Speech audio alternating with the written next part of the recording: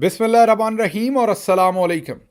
2 अगस्त और पाकिस्तान में हफ्ते की सुबह। आज की अहम तरीन खबरों में सबसे पहले इस्लामाबाद में होने वाली अपोजिशन इत्तेहाद की तगड़ी बैठक।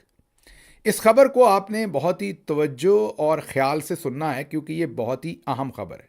दिखने में और कहने में तो ये अपोजिशन इत्तेहाद की एक अमूमी बैठक है, लेकिन ऐसा है नहीं। एक तो इसका अलामिया बहुत ही जानदार है और उसके साथ साथ इस बैठक से पहले, इसके दौरान और उसके बाद के जो हालात हैं उससे हमें मुस्तकबिल का कोई नया मंजरनामा बनते हुए नज़र आ रहा है।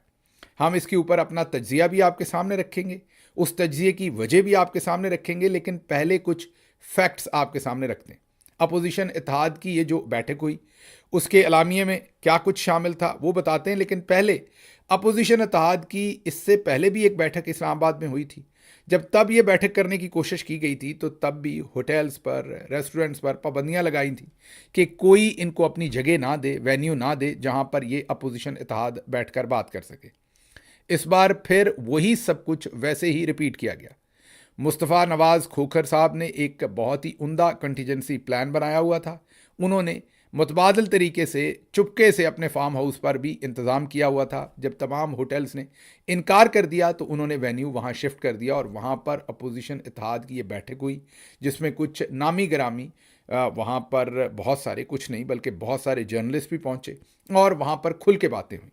तो अब ये तो मंजरनामा है कि इस मुलाकात को रोकने की कोशिश की गई, लेकिन आखिर पर यह बताऊंगा कि सिस्टम के अंदर से ही रोकने की भी कोशिश हो रही थी और ना रोकने की भी कोशिश हो रही थी। वो क्या था वो आपको तज्जिए में बताऊंगा।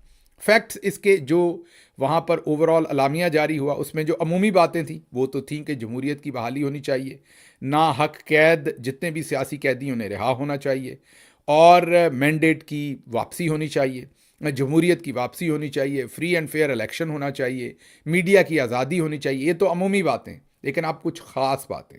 अब वो कहते हैं ना 100 सुनार की एक लोहार की। अब जो फील्ड मार्शल साहब का पूरा शीशे का उन्होंने एक घर बनाया हुआ है, उसको जो छोटे छोटे पत्थर ही आप उन्हें कह लें, वो सीधे बिल्कुल ताक कर मारे गए हैं। वो कौन कौन से हैं वो ज़रा आपके सामने रखते हैं। सबसे पहले तो ये कहा गया कि ये जो SIFC है ये एक गैर कानूनी, गैर आइनी सेटअप है। ये एक मतवाजी, एक हुकूमती स्ट्रक्चर ढांचा बना डाला है। इसको फौरी ख़त्म किया जाए, ये गैर आइनी है और इसके तहत अभी तक जो कुछ हुआ है उसको ख़त्म किया जाए और रिवर्स किया जाए। SIFC को गैर आइनी कहना तो जनरल आसिम मुनीर को ही गैर आइनी कहना है और अपोजिशन इत्तेहाद का ये कहना बिल्कुल दुरुस्त है, मैं बिल्कुल उसके साथ खड़ा हूँ।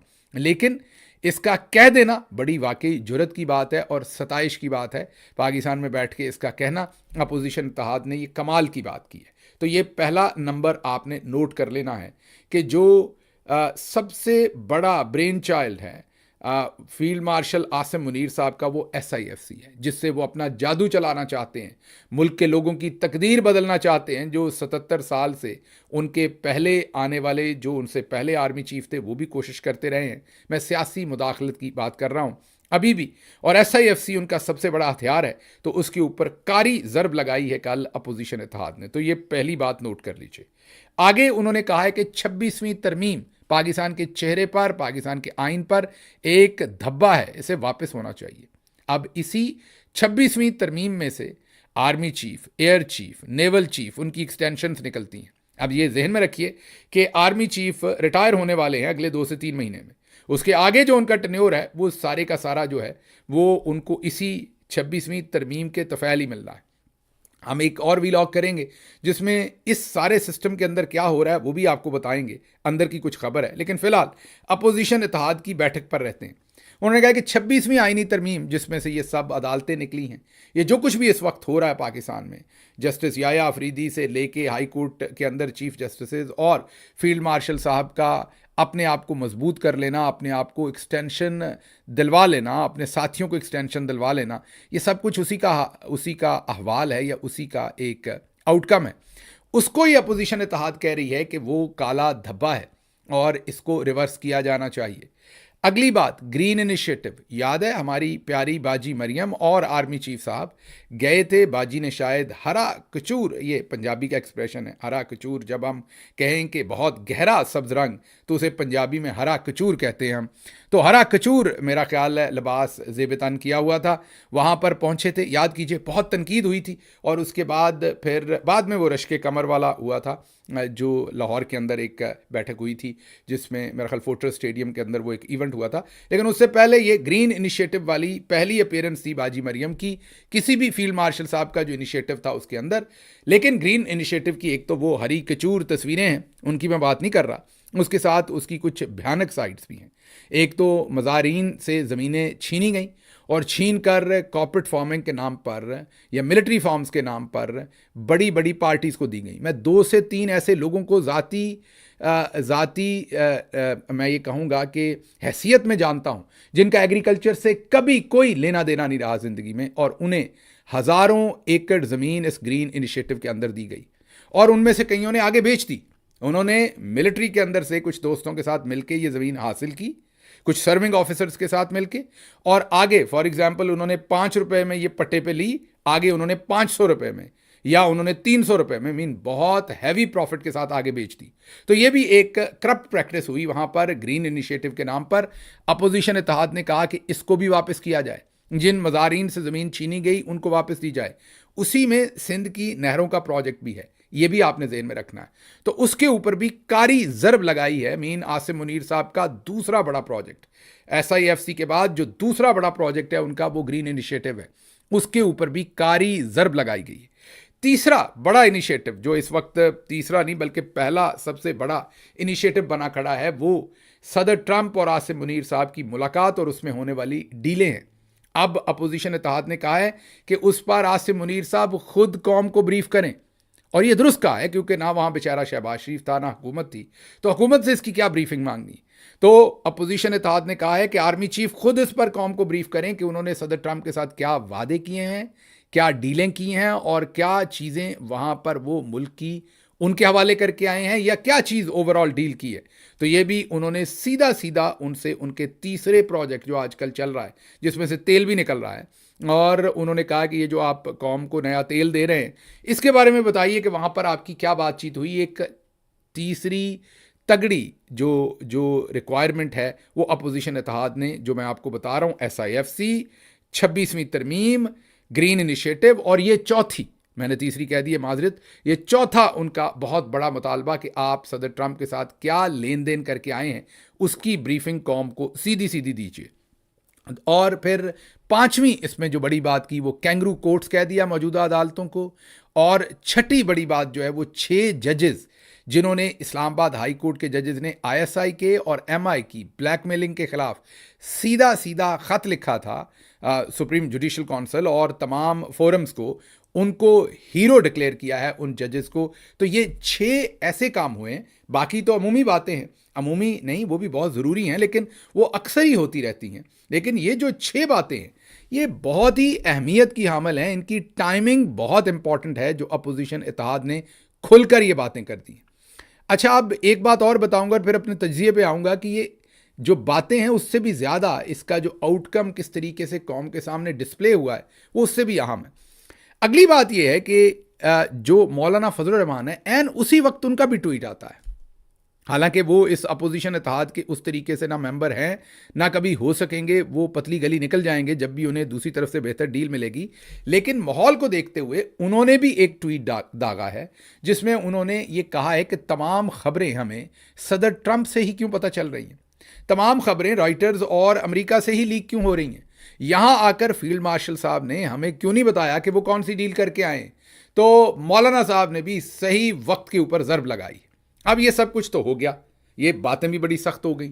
जो एक धड़ा था जर्नल साहबान के अंदर का एक धड़ा जो था, उन्होंने तो ये जो ऑल पार्टीज़ कॉन्फ्रेंस या अपोजिशन इत्तेहाद की बैठक थी उसको वो नहीं होने दे रहे थे, पहले भी रोका था, इस दफ़ा भी रोका, लेकिन फिर देखें वो हुई।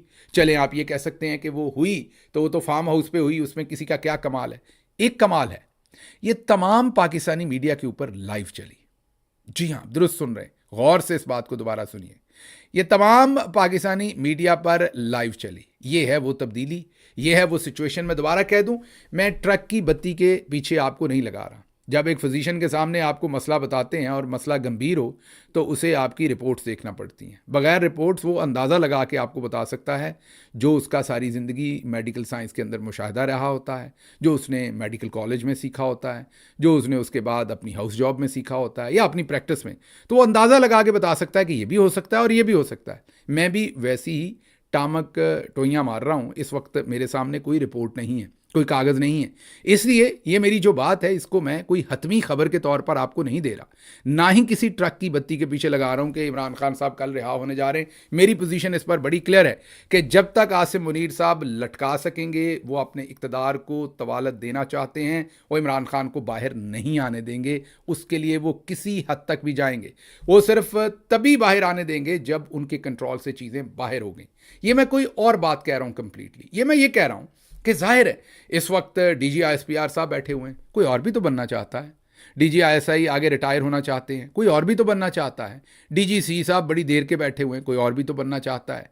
सेक्टर कमांडर्स बहुत सारे बैठे हैं, कोई और भी तो बनना चाहता है। तो जिन जिन पोजीशंस पर बहुत सारे दोस्त बैठे हैं, उनकी जगह पर नीचे भी तो उतने काबिल ऑफिसर हैं, वो भी तो बनना चाहते हैं। तो थोड़ी हलचल हो रही है, वो हलचल नज़र आ रही है। अभी मैंने ये व्लॉग को करने से पहले इस्लामाबाद के कई सहाफ़ियों से बात करने की कोशिश की। कई का लफ्ज़ मैं तब इस्तेमाल करता हूँ जब मैं 3 से ज़्यादा लोगों से बात करता हूँ। अगर 3 से कम हूँ तो मैं बता दूंगा आपको कि 2 से बात हुई, 1 से बात हुई, तो 3 से ज़्यादा लोगों से बात हुई। उनमें से कम 2 लोग ऐसे हैं जिनका सहाफ़ती तजर्बा कम 45 साल, 40 से 45 साल का उनका सहाफ़ती तजर्बा है, और डिफेंस और इन तमाम मामलात को बहुत क्लोजली देखा है। और वर्दी में मलबूस जो बहुत सारे आला अफसरान हैं, उनसे उनकी अक्सर मुलाकात भी रहती है। उन सहाफ़ियों की फीलिंग ये है कि अंदर बहुत इज़्तिराब है। और उनमें से 2 सहाफ़ियों ने कम अज़ कम मुझे ये कहा कि आपने कल नोट नहीं किया, ये टेलीविज़न के ऊपर सब कुछ लाइव चला है, यहाँ तो हम छींक नहीं मार सकते, लाइव क्या हम रिकॉर्डेड में बात नहीं कर सकते। अपोजिशन इत्तेहाद जिसकी बैठक होने नहीं दी जा रही थी, उसको टेलीविज़न पर उसके सारे मामले को चलने दिया गया। हाँ, उन्होंने कहा ये अलग बात है। उनमें से एक सहाफ़ी ने बताया कि जो बेचारे डंटोनिक हैं, जो इस वक्त इंफॉर्मेशन मिनिस्टर हैं, उनको एक ज़ाती, ये मैं बिल्कुल उनकी डिसरिस्पेक्ट नहीं कर रहा, ज़ाहिर है मुझे वो पसंद नहीं है, मैं बिल्कुल इस पर मुनाफ़कत नहीं करूँगा, आई डोंट लाइक हिम, लेकिन ये जो लफ्ज़ हैं, ये मैं इन्वर्टेड कॉमास में एक बहुत ही बुज़ुर्ग और मोतबर सहाफ़ी हैं, ये मैं उनके आपके सामने रख रहा हूँ। उन्होंने कहा कि गिल साहब, मैं ऐनी शाहिद हूँ कि उन्हें ज़ाती मुलाज़िम के तौर पर इस्तेमाल किया जाता है। उन्हें एक मेजर जनरल साहब बताते हैं कि जाओ जाकर टीवी पे ये बोल दो, और उन्हें वो जो चीज़ भेजी जाती है वो बेचारा बैठ के बोल देता है। मसलन फिर उसके बाद उनकी ड्यूटी लगाई गई कि जाएं टेलीविज़न पर और मुस्तफ़ा नवाज़ खोखर को कहें कि ये तो प्रॉपर्टी टाइकून है या प्रॉपर्टी की जो माफिया है उसके पीछे और इनका ख़ानदान, ऐसे खामखा वो जो औरतों वाले ताने होते हैं वो मुस्तफ़ा नवाज़ खोखर को देने की या दिलवाने की कोशिश की गई बेचारे डंटोनिक साहब से। लेकिन इसमें जो इम्पॉर्टेंट बात है कि वही टेलीविज़न जहां पर आप छींक नहीं मार सकते, यहां तक कि अब से चंद महीने पहले तक तो आप शहबाज शरीफ के खिलाफ बात नहीं कर सकते थे, अब शहबाज शरीफ के लत्ते लेने की मुकम्मल आज़ादी है। इस पर किसी टाइम बात करेंगे। लेकिन अब मरियम पे भी आप बात कर सकते हैं छोटी मोटी। अब सिर्फ फील्ड मार्शल साहब का नाम लेके बात करने पर पाबंदी है। जो अपोजिशन इत्तेहाद की बैठक हुई उसमें ये जो मैंने 6 चीज़ें आपको गिनवाई हैं, ये जिसमें कैंगरू कोर्ट्स हैं, 6 जजेस हैं, SIFC है, 26वीं तरमीम है, ग्रीन इनिशिएटिव है, ट्रंप आसिम मुलाकात है, ये तमाम की तमाम बातें असल में आसिम मुनीर साहब से रिलेटेड ही हैं और इन पर डायरेक्ट हिट की और इसको लाइव चलने दिया गया है। अब क्या इसमें से मैं आपको ये बताना चाह रहा हूँ कि सब बदल गया, अगले 2 हफ्ते में सब बदल जाना है? नहीं, यकीनी तौर पर ऐसा ज़रूरी नहीं है।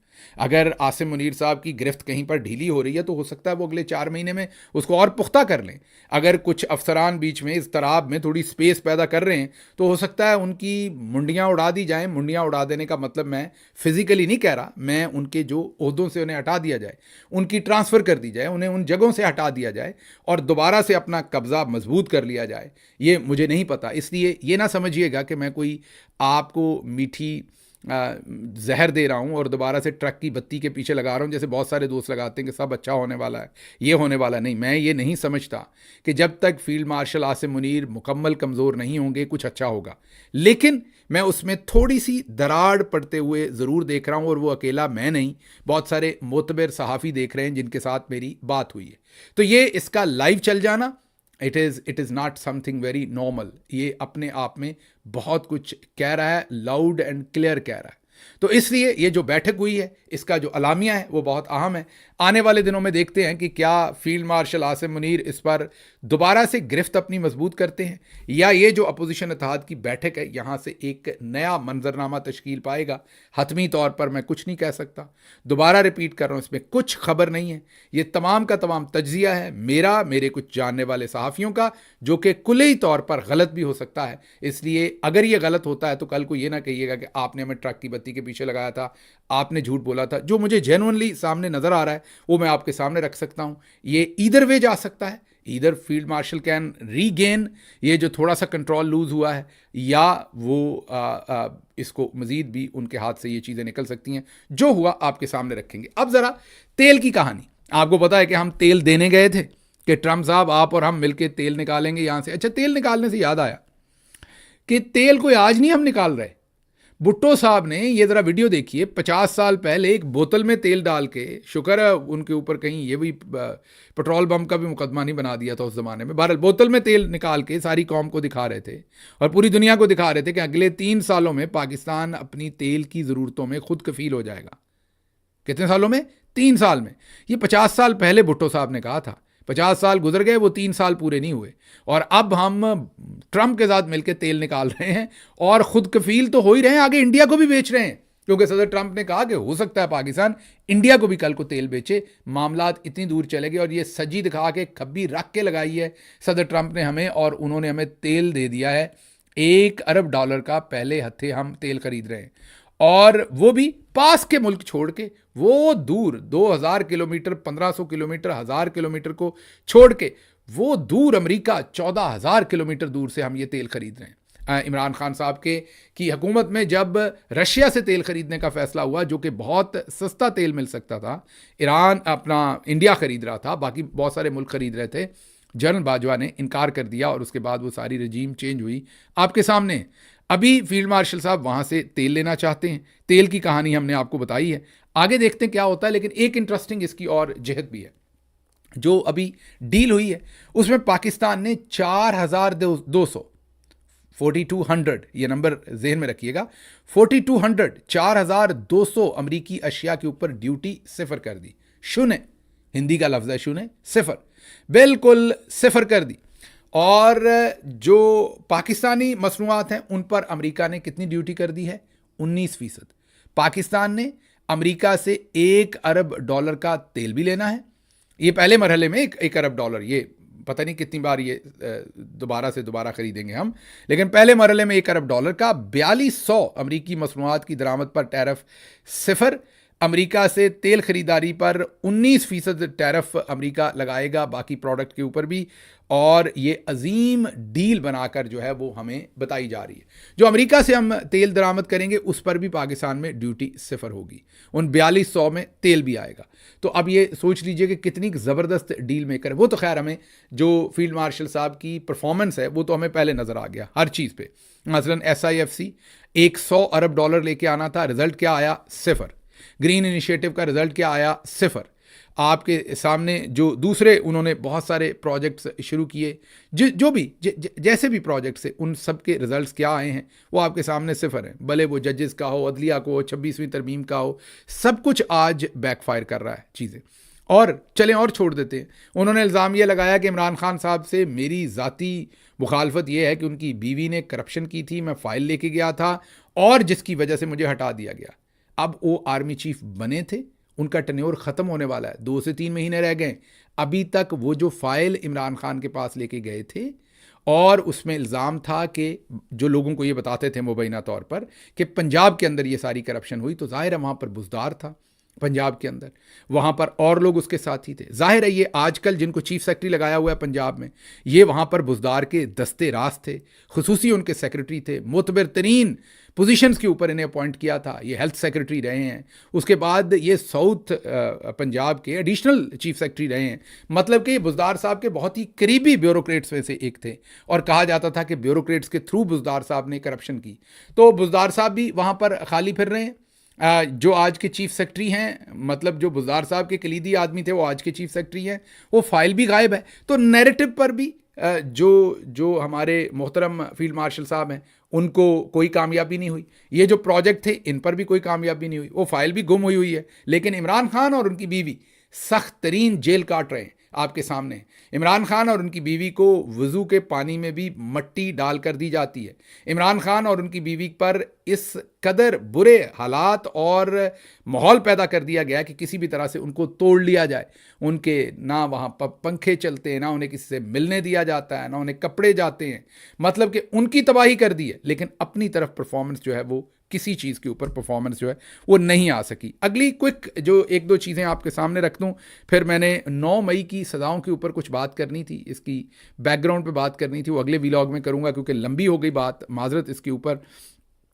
ये अगली खबर कर देते हैं कि नवाज शरीफ साहब और मरीम नवाज से मुत्तहदा अरब अमारात के सफ़ीर की मुलाकात हुई है।